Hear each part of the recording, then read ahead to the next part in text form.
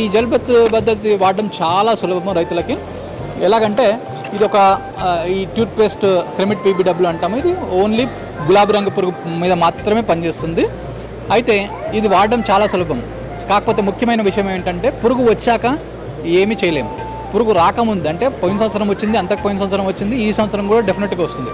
విత్తనం పెట్టిన తర్వాత 35 నుంచి 40 రోజుల సమయంలో అంటే మన పైరు మన ఇంచుమించుగా మోకాలెత్తు అంటే ఒక ఫీట్ నుంచి ఒక 1.2 ఫీట్ ఆ సమయంలో మనం దీన్ని ఉపయోగించడం స్టార్ట్ చేయాలి. ఇది 125 గ్రాముల పేస్ట్ మాదిరిగా వస్తుంది.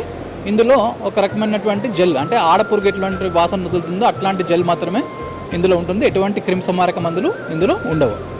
అంటే క్రిమిసంహారక మందులు వాడకుండా ఒక న్యాచురల్ పద్ధతిలో అంటే ప్రకృతి సిద్ధమైన పద్ధతిలో పురుగుని మగ పురుగు ఆడపురుగు సంయోగం చెందకుండా ఆపి వాటి సంతతిని మనము పెరగకుండా ఆపగలుగుతాం.